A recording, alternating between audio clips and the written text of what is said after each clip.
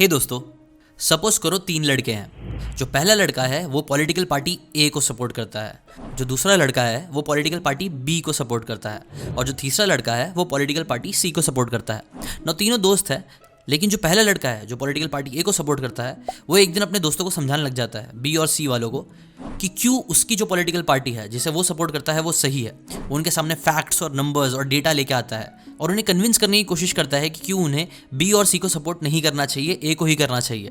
लेकिन उसके बहुत ट्राई करने के बाद भी बी और सी वाले नहीं मानते, क्योंकि कहीं ना कहीं बी और सी वाले भी यही कन्विंस करने की कोशिश कर रहे होते हैं फैक्ट्स और नंबर्स से, कि कैसे बाकी दोनों जो लोग हैं ना वो लोग गलत है और वही सही है, और वो जिसे सपोर्ट कर रहा है वही सही है। आई एम श्योर आपके साथ भी ऐसा कुछ कभी ना कभी हुआ होगा। आप 100% कन्विंस्ड होंगे किसी एक पॉइंट ऑफ व्यू के लिए कि मैं जो बोल रहा हूँ एकदम सही है। आप अपने फैक्ट्स, नंबर्स, हर एक चीज़ लॉजिकली बता रहे होंगे सामने वाले को, बट सामने वाला इंसान मानने के लिए तैयार ही नहीं होगा, जो चीज़ आपको बहुत फ्रस्ट्रेट करती होगी, राइट? वेल, ये चीज़ मेरे साथ तो बहुत बार हुई है ना। ऑथर बोलती हैं कि यूजुअली लोग है ना किसी चीज़ के बारे में कैसा सोचते हैं। अगर आपको ये चीज़ को बदलना है तो पहले आपको ये चीज़ बदलना पड़ेगा कि वो इंसान उस चीज़ के बारे में कैसा फील करता है। बिकॉज जब तक एक इंसान की फीलिंग्स चेंज नहीं होगी तब तक उसकी सोच चेंज नहीं होगी, चाहे आप कितने भी फैक्ट्स एंड नंबर से बात करो। और इसका एक बहुत ही ग्रेट एग्जाम्पल है सिविल राइट्स मूवमेंट, जो 1960s में आया था। आपको पता ही होगा, पहले अमेरिका में ब्लैक लोगों के खिलाफ काफ़ी सारी चीज़ें करी जाती थी, बुरी चीज़ें। बट फिर एक novel I, kill a mockingbird. ये नॉवल ने अमेरिकन्स का व्यू ही चेंज कर दिया। बिकॉज इस बुक के थ्रू जो अमेरिकन्स थे, वाइट अमेरिकन्स, उन्होंने एक 6 साल की बच्ची की आंखों से ये देखना स्टार्ट किया कि कितना ब्लैक्स के अगेंस्ट रेसिज्म चालू है। और आप बोल सकते हो ये एक नॉवल, उसके अंदर की स्टोरी ने बहुत बड़ा रोल प्ले किया सिविल राइट्स मूवमेंट में, जिसका इफेक्ट आज भी लोगों के अंदर है। और अगेन, ये बुक में क्या यूज़ करी गई थी? एक 6 साल के बच्चे की आंखों से देखी हुई स्टोरी, जिसकी वजह से वाइट अमेरिकन्स एक अलग तरीके से फील करने लग गए ब्लैक अमेरिकन्स की प्रॉब्लम्स को। और जब उनकी फीलिंग चेंज हुई तभी उनकी थिंकिंग चेंज होना चालू हुई, और आज कंपैरेटिवली बहुत कम रेसिज्म है अमेरिका में। अब ऐसा होता क्यों है? वेल, ऑथर बोलती हैं ऐसा होता है because we think in stories. Usually stories क्या करती है? डल फैक्ट्स और नॉलेज को एक स्पेसिफिक सिनेरियो में दिखाती है कि मैं उस दिन वहां गया था तो मैं इससे मिला, जिसकी वजह से मुझे ये लेसन सीखने मिला। तो ये चीज़ काफ़ी रिलेटेबल हो जाती है और ईजी टू अंडरस्टैंड हो जाती है, जो हमारी फीलिंग्स को कई बार चेंज कर देता है। साइकोलॉजिस्ट डैनियल गिलबर्ट बोलते हैं कि feelings just don't matter, feeling is what mattering means. Emotions is not a bad thing, it is the system with which we take decisions. और ये चीज़ कोई नई बात नहीं है। बाबा आदम के ज़माने से आप बोल सकते हो हम लोग ना स्टोरीज़ के थ्रू कम्युनिकेट करते हैं, और इस चीज़ ने सर्वाइविंग करने में भी हमें बहुत ज़्यादा हेल्प किया है। इसीलिए कई सारे साइंटिस्ट ये भी बोलते हैं जो अपोजिंग थंब है, उससे भी ज़्यादा जिस चीज़ ने एवोल्यूशनरी हमें आगे बढ़ने में हेल्प किया है, सर्वाइव करने में हेल्प किया है, वो है स्टोरीज़। जैसे कि फॉर एग्जांपल मान लो एक केवमैन है जो अपने एक बच्चे के साथ जंगल में घूम रहा है। उसके बच्चे को भूख लग जाती है, वो सामने पेड़ पे देखता है, वहाँ पे एक लाल कलर का बहुत ही ब्यूटीफुल दिखने वाला फल होता है। वो बच्चा उसकी तरफ उंगली दिखाता है, तो बाप जो बहुत प्यार करता है अपने बच्चे से, वो पेड़ पे चढ़ता है और उस फल को लाके बच्चे को दे देता है। लेकिन जैसे ही वो बच्चा उस फल को खाता है उसकी तबीयत खराब हो जाती है और वो कुछ दिन बाद मर जाता है। अब ये चीज़ जो हुई है उसके साथ, वो अपने आसपास के लोगों को बताना चालू करता है, और उसके जो आसपास के लोग होते हैं वो भी और बहुत सारे लोगों को बताना चालू करते हैं ये स्टोरीज। तो इससे क्या होता है कि वही सेम गलती दूसरे लोग करने से बच जाते हैं और कई सारी जानें बच जाती है। इन शॉर्ट, स्टोरीज दूसरों को सर्वाइव करने में हेल्प करती है, और इसीलिए हम लोग हर चीज़ स्टोरीज में सोचते हैं। और ये चीज़ की वजह से आप बोल सकते हो ऐसी कई सारी स्टोरीज सुनते सुनते, जो कई बार शायद गलत भी होगी, बट स्टिल हम लोग सुन के उसके ऊपर एक्ट करते हैं ताकि हम सर्वाइव कर सके। And till now we are doing great. In fact हमारे ब्रेन में ना जब स्टोरी हम सुनते हैं तो एक न्यूरोकेमिकल, आपको पता ही होगा, डोपामिन रिलीज होता है, जो हमारा अटेंशन और फोकस बढ़ा देता है। इसकी वजह से आप देखना कई बार है ना, जो 10 मिनट के बोरिंग वीडियोस होते हैं जो सिर्फ फैक्ट्स और नंबर्स के होते हैं, वो देखने इतना मजा नहीं आता है, लेकिन 3 घंटे की मूवीज हम बैठे बैठे देख लेते हैं। अब देखो, एक और चीज़ है, ऐसा भी नहीं कि आप कैसी भी स्टोरीज बोलोगे और उसका इम्पैक्ट पड़ जाएगा लोगों पर। नहीं, आपको स्टोरीज अच्छे से बोलने आना चाहिए। और आज मैं आपको वायर्ड फॉर स्टोरीज इस बुक के हेल्प से ही 6 लेसन्स बताने वाला हूँ जो आपको अच्छी स्टोरीज बोलने में हेल्प करेगा। इन शॉर्ट, जो आपको लोगों की फीलिंग्स बदलने में हेल्प करेगा, उन्हें इन्फ्लुएंस करने में हेल्प करेगा, इवन उनकी रिस्पेक्ट और कम्युनिकेशन बढ़ाने में हेल्प करेगा। So let's start. अच्छी स्टोरीज बोलने के लिए सबसे पहली चीज़ इसके ऊपर आपको फोकस करना है, वो है फोकस। आपको पता है हमारा ब्रेन 1 सेकंड में कितनी इन्फॉर्मेशन से डील कर सकता है?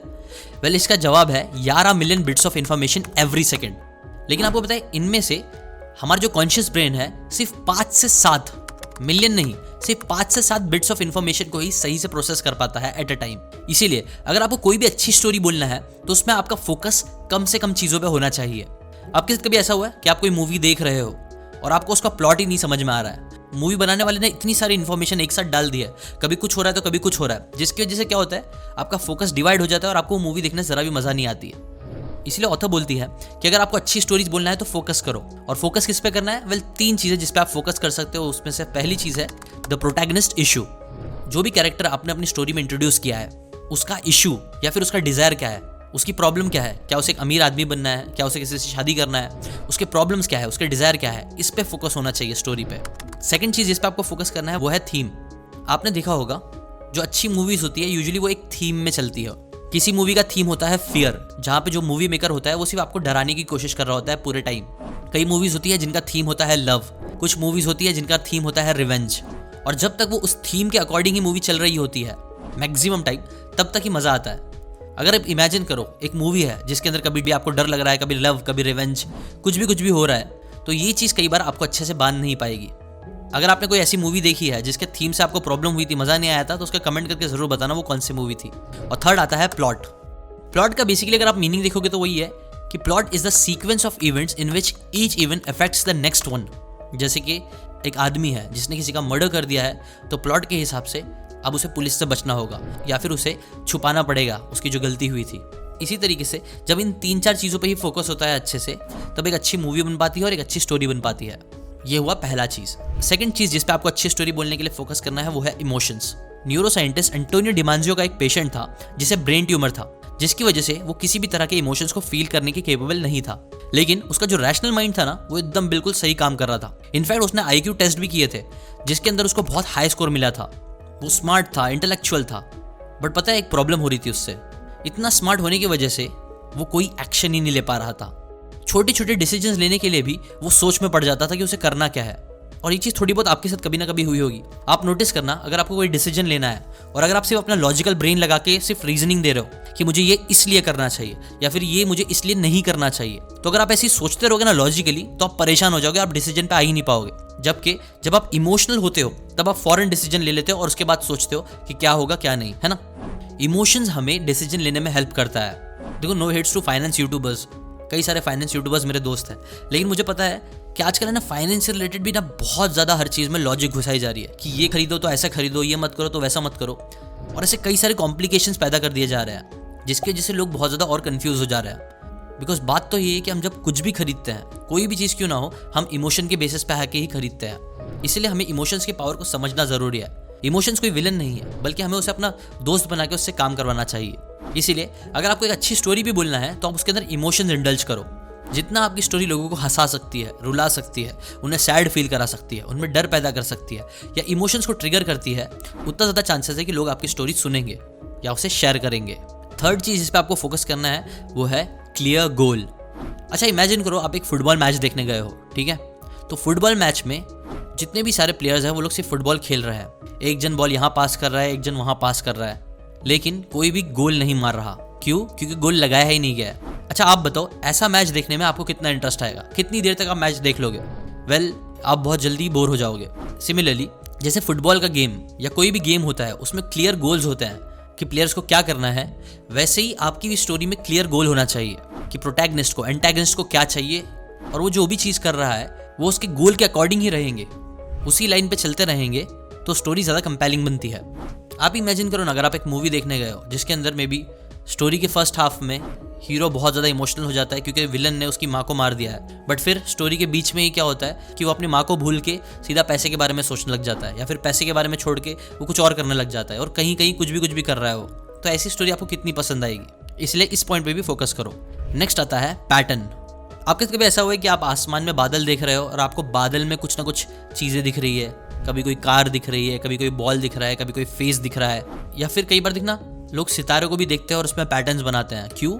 बिकॉज हमारे ब्रेन को रैंडमनेस पसंद नहीं है। हमारे ब्रेन की खासियत ये है कि वो हमेशा पैटर्न ढूंढता रहता है। इसीलिए अगर आपकी भी स्टोरी में कुछ पैटर्न होगा तो वो उस चीज़ को काफ़ी इंटरेस्ट दिलाएगा।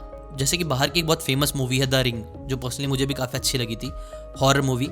उसमें क्या होता है कि जब भी कोई इंसान एक वीडियो टेप देखता है, वो जो बहुत वियर्ड सा वीडियो टेप होता है, उसके देखने के 1 हफ्ते बाद ही वो मर जाता है। और फिर वही चीज़ हीरोइन के साथ भी होती है।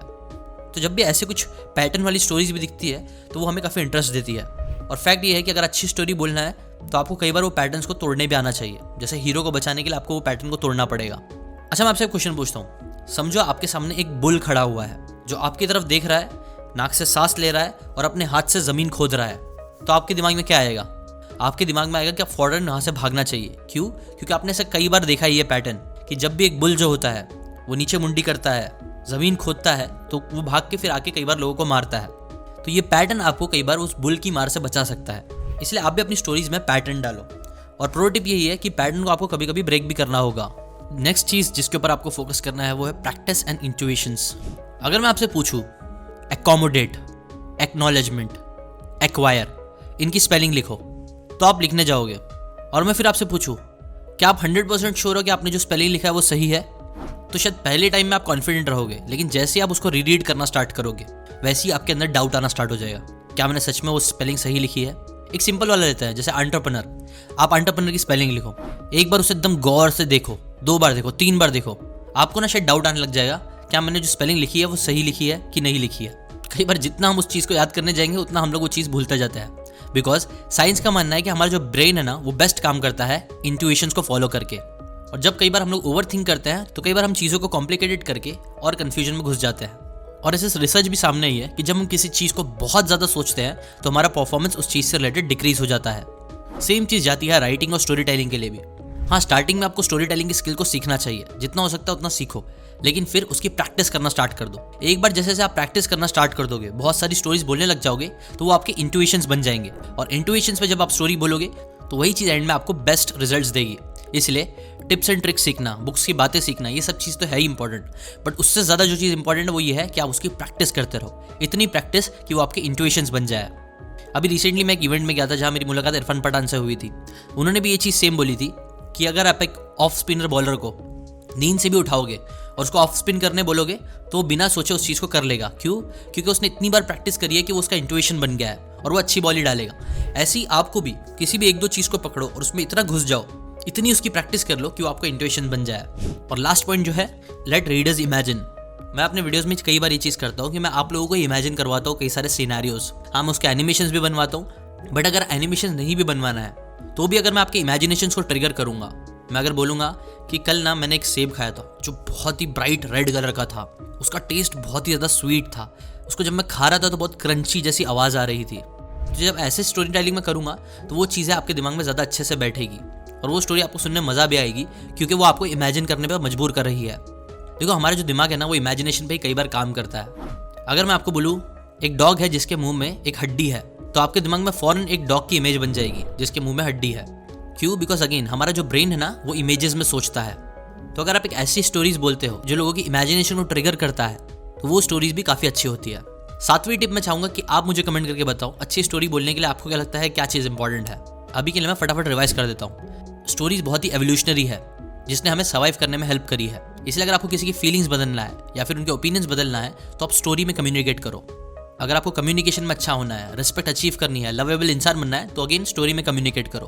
और स्टोरीज अच्छी बोलने के लिए आपको ये 6 चीज़ें पर फोकस करना है। पहली चीज़ ऑब्वियसली फोकस, कि स्टोरी का कोई एक मेन फोकस होना चाहिए, ऐसे नहीं कुछ भी हो रहा है। सेकंड, वो इमोशंस को ट्रिगर करना चाहिए, उसमें क्लियर गोल्स होने चाहिए।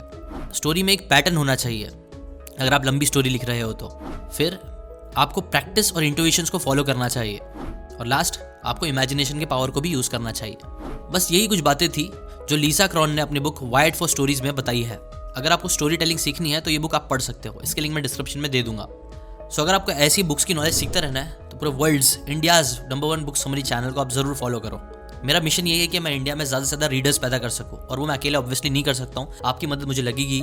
इसलिए इस वीडियो को अपने फ्रेंड्स एंड फैमिली मेंबर्स के साथ ज़रूर शेयर करो। जहाँ एक तरफ लोग सिर्फ फालतू चीज़ें ज़्यादा शेयर करते हैं, जो कि एकदम भी बुरा नहीं है, बट वहीं दूसरी तरफ आप कुछ अच्छी चीज़ें भी ज़रूर शेयर करो ताकि लोगों में रीडिंग की हैबिट बने, बुक्स से रिलेटेड प्यार बढ़े। बिकॉज मुझे लगता है पर्सनली बुक्स ने मेरी ज़िंदगी भी चेंज की है। अगर आप लोगों के अंदर भी बुक्स से सीखने की हैबिट आती है तो ये आपकी लाइफ भी चेंज कर सकता है। ठीक है, तो सब्सक्राइब करके बेल आइकन जरूर दबाना। मिलते हैं नेक्स्ट बुक समरी में on India's number 1 book summary channel. Thank you so much.